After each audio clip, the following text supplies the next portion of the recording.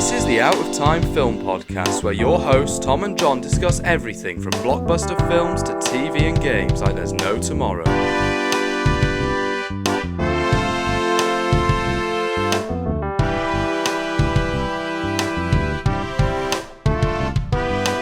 Hello and welcome to the Out of Time Film Podcast. I'm Tom. I'm John. And this week we are talking about Terminator Zero. Terminator Zero. This was surprising to see this franchise getting into an anime. Prove me if I'm wrong, but I haven't seen like any graphic novels or any stories like going to different mediums. And it's so interesting to see this in an anime form, but also seeing new stuff in the show. But yeah, I'm a huge fan of the first Terminator films, especially Terminator 2. I love it to bits. It's a great film. And yeah, what do you think? Yeah, I agree. Really, whenever you talk about Terminator, it's the first two. That's the gold standard. Everything from there basically is diminishing returns. I rewatched the original recently and I absolutely loved it. And I think it's interesting actually because there is a Terminator TV show, the Sarah Connor Chronicles, that is like 3 or 4 seasons long, but no one ever really talks about it. No one ever really talks about this franchise beyond. Never knew about that. Yeah, it's just the first two that people really talk about. So it's interesting that here we have another TV show. This is the first Terminator on screen since Dark Fate, which was 2019. So it's been 5 years, and I sit there and I wonder to myself, where can we really take this? To me, basically every Terminator story after Terminator 2 just does the same thing. It's like, it's about John Connor and Sarah Connor, another Terminator, But I was happy that this actually took it in a new direction. Yeah, there was some surprising elements into the show, questioning about AI, questioning about humans actually having the ability to create AI. Is it useful? Is that a tool? Or is that turn into a weapon? Some interesting discussions that really takes you somewhere, like thinking about that. And I really love the animation style. I think it's super cool. It really reflects the 90s aesthetic. It's clean, it's slick. But overall, in my personal opinion, I wish we could have seen more of the characters rather than relying it on the Terminator world in itself. I wish we could have seen like the emotional impact on each of the characters. Like, we don't rely on the action and stuff. The action is really cool. I think it's sick, but I wish we could have seen more of the characters and why do we need to connect them as well. Yeah, I agree with basically all of that. It's a fantastic looking series. It takes that Terminator iconography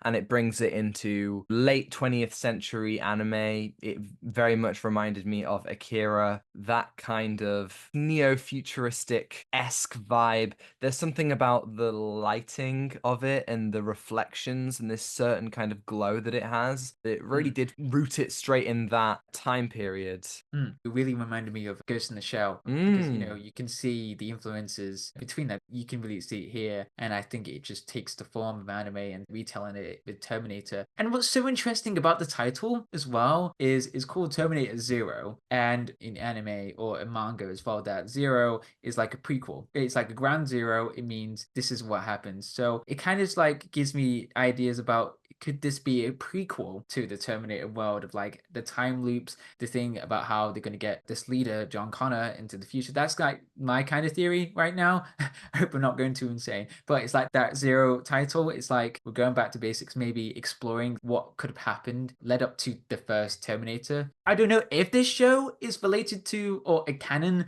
to the Terminator world, which is interesting. Well, the canon is a really interesting discussion in Terminator because everything kind of is canon because of bridging timelines. You know, in The Flash, when they start meddling with time and a character pulls out a big glass board and gets a pen and is like, right, okay, and just starts drawing the timeline, kind of like Back to the Future 2. That's what I need for the Terminator franchise. I need to see, because obviously there's a lot going in. Time loops are always occurring, but also things are branching off, like Dark Fate and Genesis are 2 branching timelines, but maybe the first 4 Terminator films kind of are one singular timeline, maybe. I mean, it's all up for debate, really. But this one takes it completely different. I really enjoyed that we're exploring Tokyo. We explored just the other side of the world. I don't think any other Terminator film has explored anywhere other than LA. I think Terminator Genesis goes to San Francisco at one point. I think Dark Fate might have took it somewhere somewhere. I don't know. Yes, no, I think you're right, actually. I've only seen Dark Fate the once, but yeah, no, I think you're actually right on that one. But it's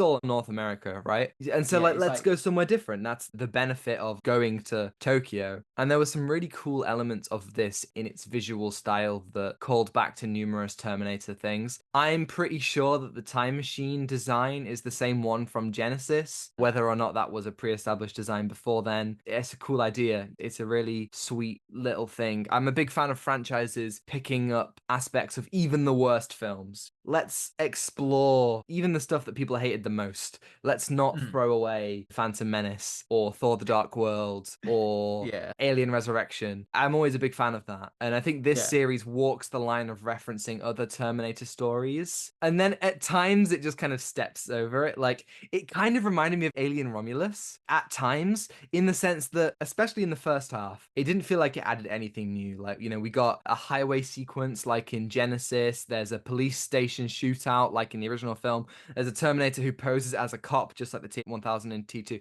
I think I was really ready to feel underwhelmed by the series. But then, kind of at the midpoint, it really kicks into gear and gives something different and compelling for this universe. I love the idea that we are, as you said, ground zero. It is the day of Judgment Day. We have run out of time. That's really compelling. Yeah, very, very interesting to think about. And I'm thinking of like, could we potentially see more of this anime? Because I think it's done an excellent job of like laying down the foundations for the characters and think about where they are in this journey. And I think season 2, we can see more of the characters like have a stronger connection with them. Because you can definitely see that at the end of this series, and they have like a stronger bond with this family. And that whole idea of AI, there was some really interesting episodes that they talked about with the AI and then about mankind. And that was like something that you really haven't thought about in Terminator movies, about having that discussion with another AI, thinking about another AI in that terms of Judgment Day. Again, I think that's some pretty excellent stuff that you want to explore. But then I agree with you with that midpoint, it just goes completely sideways.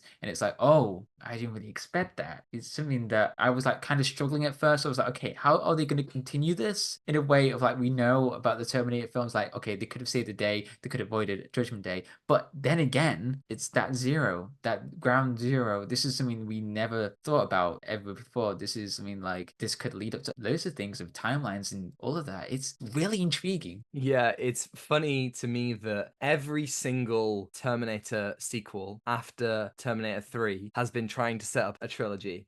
Terminator Salvation was the intended first part in a trilogy. Terminator Genesis was the intended first part in a trilogy. And you'll never guess what Dark Fate was. It was the intended first part of a trilogy. And so it's really hilarious to me that every time they're like, yeah, we're going to do another trilogy, we're going to, we're going to make a classic, and then it doesn't make enough money, people don't like it, etc. so forth. The Terminator franchise isn't going to die by no means, but it would be really great if we finally get one of those stories to actually continue.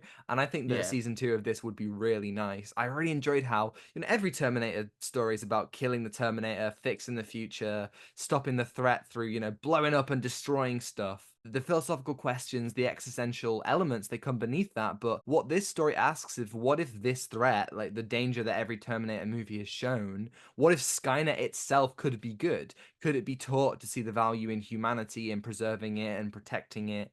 This series is bloody, it doesn't pull any punches with its action, but at its core, it asks whether good or evil can be programmed, whether a creator is in fact responsible for the awareness of a creation. It actually reminded me of the film The Creator from last year, but Yeah. because it's a TV show, it has a lot more time to expand and explore its themes. After you get past the generic Terminator stuff, there's actually some really interesting new questions that I thought are really interesting. And I agree with you. The characters, some of them are really well developed and some of them have a lot to do, but others, they're just there. And Yeah. there is really interesting stuff that we can go into, but we don't in this season. So I think a season 2 would be really beneficial to expand the story. There's a lot of places to go with this timeline that we've created. Yeah, I want to see more of this. It's so cool. And you don't really get to see like those continuing stories that feel like they could be consistent. I could really see this as like a consistent story. It doesn't limit yourself as a writer. You're just like trying to expand, but also trying to make this a self-contained story. I could definitely see the series going into the season 2 or season 3. And I think it's really cool with the philosophical questions. Yes, I want to talk about the character whose name I have already forgotten, but the kind of Misaki? like, yes, because I guess the reveal is that she is like a very early android Terminator-esque being. The moment that she cut herself in episode like 1 or 2, I was like,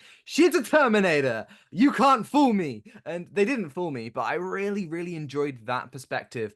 We have only seen it, I think, once, and that's in Terminator Salvation, where there is a Terminator who actually feels human emotions.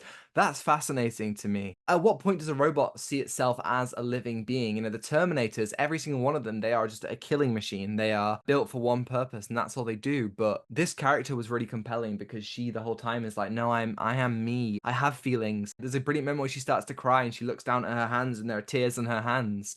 And without any dialogue, you know that her exact thought is, look at me, I'm crying, I'm showing emotion. How can I be a robot and be doing this? It feeds into those emotional threads of like, who is she and whether or not you can trust her. I thought that was fantastic. Yeah, I think that aspect of the show led to different directions. I'm really glad we do have like that type of element to figure out that existential feeling of like, oh my God, am I a robot this entire time? And it's pretty scary. It's like you don't realize about your memories. You're thinking about Misaki and how long she's been helping Malcolm for years and years in the future, and then went back to prevent that. But also it's like this whole thing, it just really reminded me of like the Alien universe when it comes to synthetics, of like Wayland creating David in order to show the engineer he's a creator as well. And it's like these creators can be like emperors or something, like they could feel like they're gods. And that's like the element of here with Malcolm. He's trying to be like a god in ways of like he can save humanity, he can prevent this.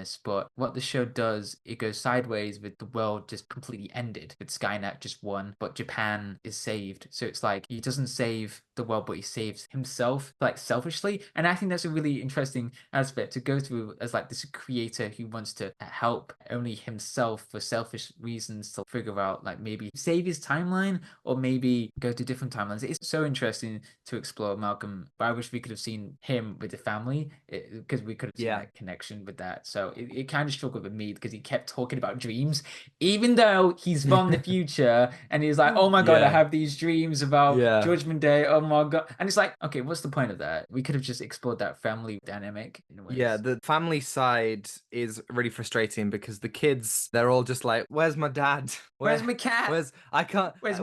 Where's my dad? I can't trust you because you're a robot, but also I love robots. Oh, it's there's a very this difficult strange woman thing. who's saying there's the evil robot as well. Oh my God. Yeah, it's difficult to get right. And I think that I agree. If we'd have felt a bit more of a connection with his family and him specifically, that would have worked better. But I do really like the idea, you know, because normally the Terminator formula is that we have two characters who time travel and that's it, right? But it was actually really cool to be like, actually, I've already time traveled. I time traveled 15 years ago. Like, you know, like what a twist. And it gives us that Terminator formula. And then it's like, aha, actually, you know, this person already is from the future. And that's really interesting. And because he's from the future and he designs all these other robots, that's actually really cool because it means finally we have some new robot threats in a Terminator story that aren't just the T-800 or the T-1000 again. Like, every single one has just been, the regular robot and the liquid metal robot. Sometimes it's a robot who is both. And it's just like, guys, do you have any other ideas? And I think that this one, they go back to basics. And the robots that Kokoro activates are just genuinely terrifying. Their lack of emotion and even their indistinguishable face. They got these cuboid heads, and you pair that with their movements and their size in numbers, it makes them a really creepy and a really great threats. And we still do get a couple of T-800s, but the show recognized that the T-800 was cool, the T-1000 was cool, and then like from there it's like, okay, we're doing it all again. Like, can we have something new? And it gave us something new, and I thought that was really it's great to see kind of a different Terminator in a way. Which version was this? Was it just a normal one with the T-100? Yeah, I think it was. I think it was a T-100. Yeah, I think this one was pretty interesting. Of like what its directive, what's it trying to do with Kenta later on in the show, and it's like plot twist. He actually is trying to save Kenta. Two different possibilities of what the AI is going to do. So again, time travel is a interesting concept when it comes to Terminator films. It's like like these Terminators are trying to, stop a figure or a moment in time to actually let Judgment Day happen and let Skynet win. But here, there's multiple different timelines trying to converse, but also trying to disperse as well. They're doing something that's completely pointless. It's like they're trying to stop it, but their past is not going to be their present. That past is going to be a different future. It's not going to reflect it. So it's like they're fighting over something that cannot be changed in their timeline but will change somebody else's timeline. So it's so interesting when it comes to that as well. I'm glad we did look into the element of time travel, because it's like, okay, we've seen it all. We go back in the past, and the first two films are just incredible with that. Especially Terminator 2 does something really emotionally compelling with Arnie in that. And then in this one, it's great to see Misaki as such a compelling character. So I do hope we do get to see more of these characters and, develop them. Yeah, the best part about the original two Terminator films are the twists, I guess. I love showing people films when they have no idea what they're about. I remember when I showed my partner Terminator and I was like, we're gonna watch Terminator. She had no idea anything. And if you watch that film from a fresh perspective, you have no idea that Arnold is a robot until it cuts to his POV and you see that what he's seeing is a heads-up display. It's brilliant. And then you get a similar thing in Terminator 2 where you think the T-1000 is the resistance soldier who's been sent, and you think the T-800 is the Terminator, but no, the T-800 is going to protect John Connor, and the T-1000 is actually this liquid metal. It's really great, and this show, it gives you all these twists and all these turns, and it does continuously surprise you. It lures you into a false sense of security at the start, and then it keeps on going. At times, it's a little bit too similar to some of the others, but it really pushes forward and gives you those twists and those new concepts, which makes it stand above. I think that is so fantastic. And the resistance fighter in this one is Aiko, and that's a really interesting thing, that she's actually the mother of Malcolm, and that's again more timey-wimey shit. Really, really compelling, really fascinating. But she was the part of the show for me that fell short because she's barely in it. Like, she doesn't really do much, and so that reveal, like, hello mother, it's like, sorry. It was so like I such don't. a just like, what? Yeah. Okay, she's important. She's it's actually like, important to something. I get her whole deal is that, she grew up in this post-apocalypse and she wants to help save it. Great, but I don't really know her as a character. There's not any of those moments where I really, think about Kyle Reese in the first Terminator film. There's that monologue where he basically says, I came across time because I love you and I wanted to save you, and it's like, oh, it's, you can tell that there's something to him there. But here I just felt like, she was there in the action was great and all that, but she wasn't nearly as compelling to me as any of the other characters. We could have just seen more of Aiko, and why is she so important for the story? Like, you literally get to see her in the opening, and why in the year 2022. So it's just so wait, I think it's 2022. Oh my god! Ah! Are we in the right timeline? No. I wish we could have seen more developed side to Aiko, and then maybe have that, because she's the grandmother of those kids as well. So we could have seen like a development of like maybe something like a clue. What's this? A clue? Oh, no! Why is the Skywalker? Oh no! Not why is the Skywalker? Oh no! I have flashbacks. Like when Rey is actually the granddaughter of Palpatine. Oh, I was so confused the way you go with that. Because I was like, just referencing like detective stuff. Right, okay. Flashbacks. Yes.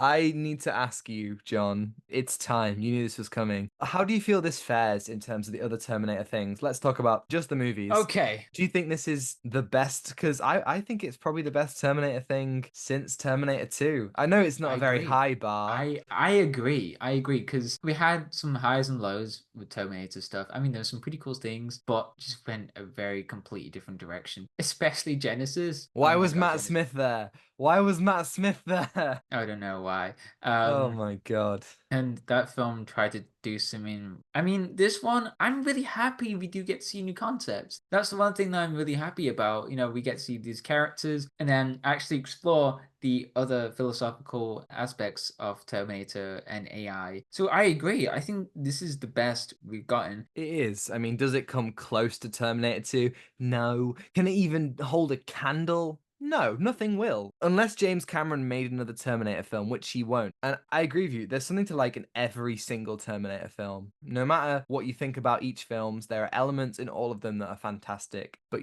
this is probably the one out of all of the sequels that comes together the best. And I also think because it's not technically a sequel, it's not dealing with Sarah Connor or John Connor or Arnold Schwarzenegger. It does something new, something different in an exciting way. And it's by no means perfect, but it feels fresh and it feels interesting. And I'm excited that the franchise, even if it is in an anime series, it is going to be moving away from the Connors. Yeah, the Connors and stuff. And I wish this show could have been structured better, because I was like, oh, okay, we kind of could have done somewhere. But the midpoint, I think that was the best thing we could have seen from this show. It was like, okay, this is really interesting. It got to an interesting pace. It got into different directions. So I'm really happy for that. It's just those 3 episodes that we just had to like ease in and think about the world. Yeah, episode 1 to 3 was kind of boring. I can't lie. I agree. It came out on the same day as Rings of Power, and I should have watched Terminator Zero because I had to do the podcast. But those first few, I wasn't getting it, so I was like, screw it. I'm watching Rings of Power instead, and I don't regret that decision. I had a great time. But great. I'm gonna watch that. Yeah, you absolutely should. So Terminator Zero. What are you gonna give it out of 10? I'm gonna give it a 7. I'm very close to an 8. I'm going to give it a 7. Yeah, I agree with you there. I'm going 7. Thank you, everybody, for listening. If you're listening on YouTube and you enjoyed it, you can like and subscribe if you want to see more. And if you're listening on Spotify or Apple, you can follow and give us a 5-star review if you think we're worthy. And next week, we're going to be talking about Beetlejuice. Beetlejuice? Yeah. I actually haven't seen the first one, so... Oh, right, okay. Well, it's on Netflix, so give it a watch. I rewatched it the other day. I don't think it's that good. I'm very sorry, everyone. I don't think it's that great. Oh, no! I'm interested in the sequel. A hot take alert! I haven't seen it, so I can't say anything, so... I did consider doing the original next week, but let's just do the sequel. Let's see how it goes. So, you can send us an email, outstimefilmpod@gmail.com. We'll be recording next Saturday, so let us know your thoughts on Beetlejuice by then, and we'll answer it right here on the podcast next week. Yes, and you can follow us on Instagram at Out of Time for Pod to see our incredible thumbnails from Zain Afzal, on Twitter for more thoughts from Tom and me, and TikTok to see edited clips, which are all also on Instagram Reels and YouTube Shorts. And you can find links there all in the description below. Thanks to Jones-Meyer for the excellent theme and Ronan Phillips for vocals as always. And I think that's everything. Yeah. Brilliant. Yeah. I heard about One Piece is on BBC soon. It's coming. It's coming. No excuses, everybody. Whoever lives in Britain, no excuses. There's gonna be 1,000 episodes. John's gonna come for all of us. You're gonna be stuffing me. Take what you're given. Give nothing back. Goodbye. Goodbye. For One Piece.